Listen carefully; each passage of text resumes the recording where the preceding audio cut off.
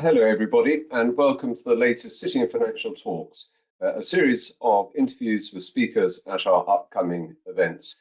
Today it's my pleasure to welcome Becky Moore, a Senior Associate of Tapestry Compliance, who will be speaking at our City Remuneration Summit on the 26th of March in central London. Becky, welcome. Thank you. Thanks for having me. It's a pleasure. Very, very good to have you with us today. Let's turn to the first question. There's been a lot of discussion about driving the competitiveness of London as an international financial centre, offering more competitive remuneration packages. How do you think shareholders and listed companies and listed companies themselves will respond to this? Well, so this feels to me like the question of the moment that everyone is talking about. I mean, maybe that's just me because I specialise in remuneration, but it's a great question. And I think the quick answer is, as a kind of sweeping statement, it feels to me like there is change in the air at the moment, which is quite exciting. And like the more detailed answer is that looking at the question here, which is what role can remuneration play in ensuring that the UK can attract and retain talent to then ensure that the UK can stay a competitive economic environment in which people want to invest and will trust the environment when they do invest. So, the question is, what can remuneration do here? And I would say there is a clear divide on views, and there has been for a while. The conversation has been rumbling for a while. And on the one hand, we have bodies like the Capital Markets Industry Task Force. We have some asset managers, all with quite strong views that there should be less regulation around executive pay and a more flexibility for companies to set pay levels and pay structures in a way that they think is appropriate for them. And the argument that is being run is that if you restrict companies too much, you put too much regulation on them and you don't allow them to pay in a way that they consider would work best for them, you are stopping them from attracting the right kind of people to run companies, and you are hampering them from incentivizing and retaining those people. And they point to the US as the main comparator here, where UK pay levels fall woefully short compared to the US, and that's sort of in two ways. In quantum, so US just generally overall, US executives get paid more than people in the UK. And then also structure of pay is slightly different, with the US using more sort of time-based incentives rather than just performance-based like we see in the UK. And there's a real push that we move to the more US style and we have less regulation and more flexibility for companies.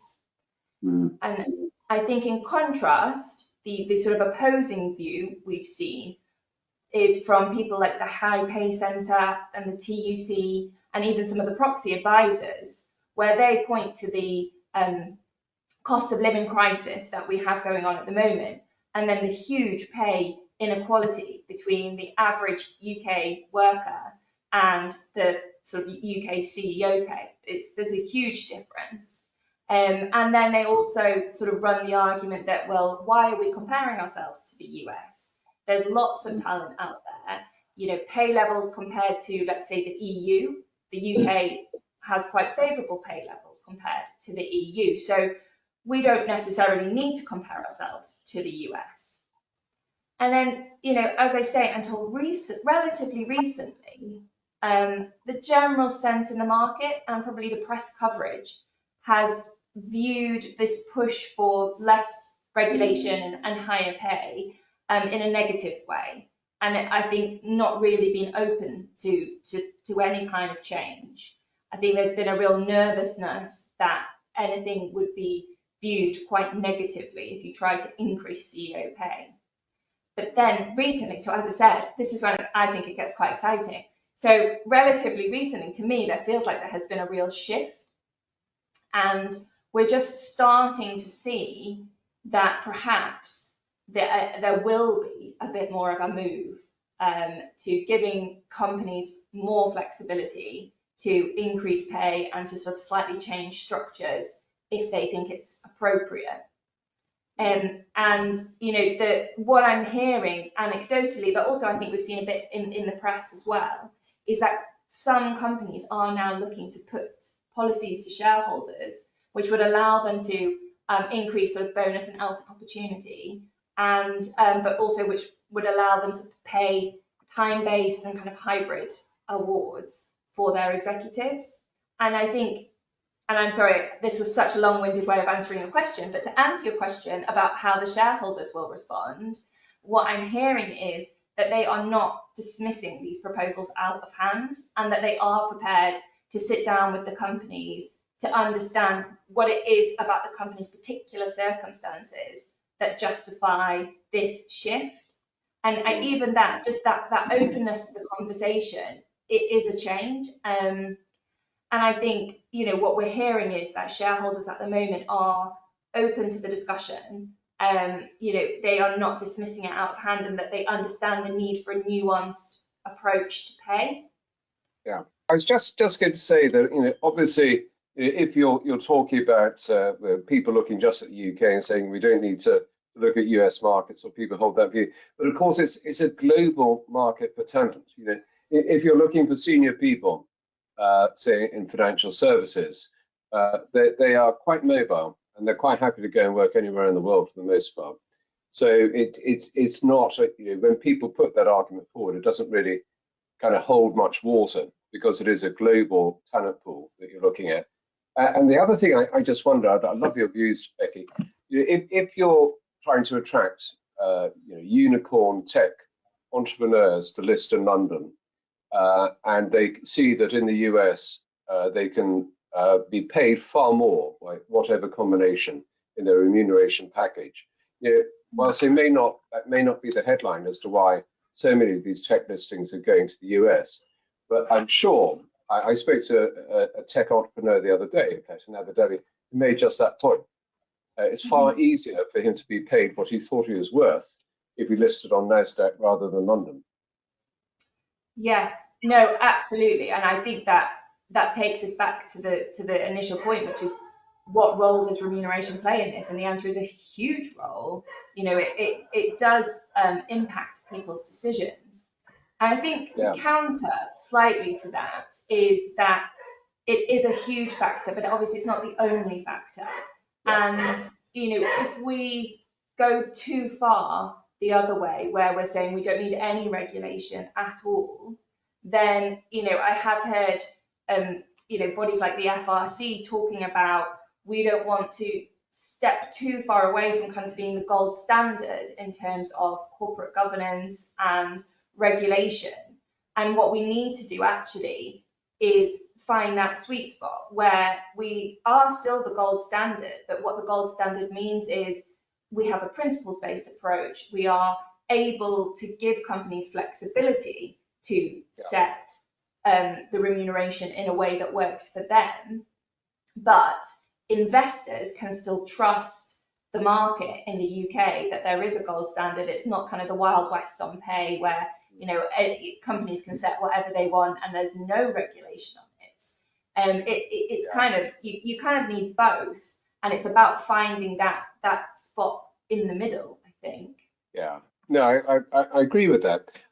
Turning to our next question, at the same time that you mentioned the FRC, the recently revised corporate governance code requires companies to provide full disclosure of the malice and clawback provisions that they have in place and the circumstances in which they would be applied for misconduct.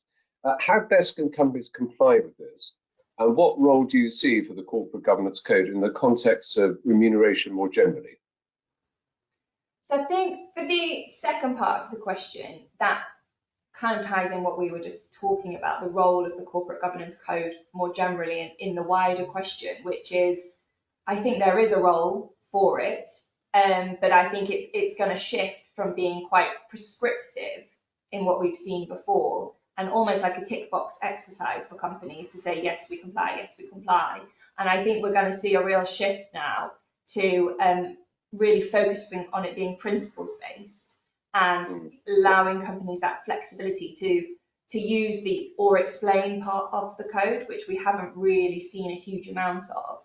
And I know that that's something that the FRC in particular are pushing, that they would expect companies to not comply 100% with the code, and they should be explaining what they're doing instead.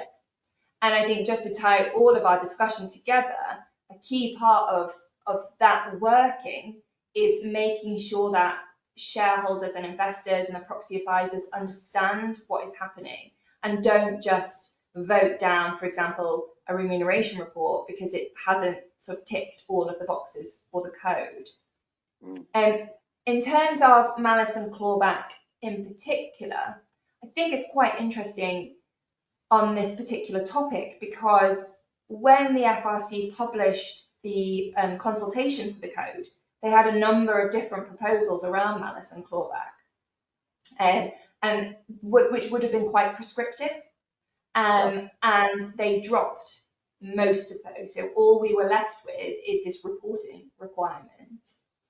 So again, that just reinforces this view that we are moving away from a prescriptive form of corporate governance to a much more principles-based form of corporate governance. And then to the first part of the question about, how best to deal with the disclosure obligation around malice and clawback, I think that there is a general push for reports to be shorter and to really focus on what you're doing and why that works with the principles of the code. So when you're reporting on malice and clawback, you have to explain, for example, what circumstances could trigger malice and clawback. And when you're doing that, rather than just giving the list, you explain why the list you've chosen delivers the principles that you're supposed to be complying with under the code. And what I've heard the FRC say a lot in terms of reporting is they want companies to tell their story. So when you're talking about malice and clawback, you tell the story. I know for companies in the financial service sector, obviously malice and clawback has been around for a long time. So there should be actually quite a good story to tell, how they started and how they've got to where they are, how they've been using it to sort of successfully deliver long-term strategy or any of the other kind of points that you need to deliver under the principles. And I think that would be my main recommendation for companies, to just tell your story. Very, very good. Well, I think we come to the end of our time, Becky. So thank you very much for sharing those thoughts with us. And for our viewers, we very much hope to see you at the conference in London on the 26th. So Becky, we look forward to seeing you there and hearing more of your thoughts at the conference. Brilliant. Thank you.